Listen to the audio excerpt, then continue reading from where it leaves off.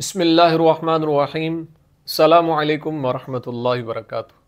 उम्मीद है आप सब खैर से होंगे।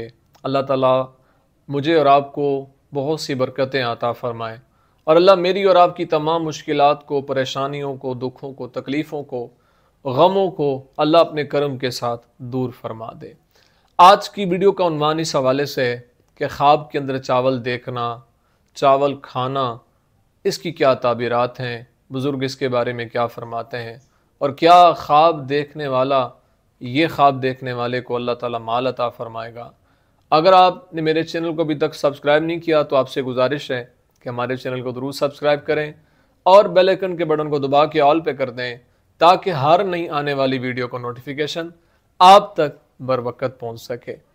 सबसे पहले ये बात जहन में रखें कि ख्वाब के अंदर चावल देखना ये माल के मिलने की तरफ इशारा है, यानी जिस कदर चावल ज़्यादा होंगे अल्लाह उसी कदर ख्वाब देखने वाले को माल व दौलत अता फ़रमाएगा।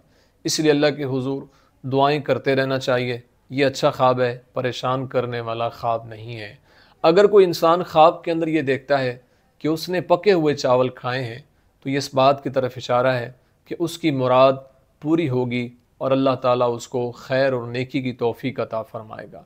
अगर इंसान ख्वाब के अंदर ये देखता है कि वो पुलाव खाता है यानी बिरयानी खा रहा है तो इस बात की तरफ इशारा है कि अल्लाह उसको नेकी की तौफीक अता फ़रमाएगा। अगर इंसान ख्वाब के अंदर ये देखता है कि वो दूध और चावल खा रहा है तो ये ख्वाब देखना बहुत ज़्यादा बेहतर है। इसलिए अल्लाह के हुजूर दुआओं का सिलसिला जारी और सारी रखना चाहिए।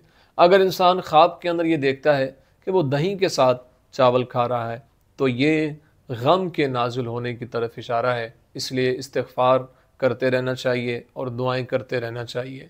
अगर इंसान ख्वाब के अंदर ये देखता है कि इंसान ने चावल खाए हैं या चावल देखे हैं तो इस बात की तरफ इशारा है कि अल्लाह ताला उसे खैर और फ़ायदा अता फ़रमाएगा। उम्मीद है आपको वीडियो पसंद आई होगी। अपनी दुआ में याद रखिएगा। ज़िंदगी रही तो इंशाअल्लाह नेक्स्ट वीडियो में आपसे फिर मुलाकात होगी। अस्सलामु अलैकुम वरहमतुल्लाहि वबरकातुहू।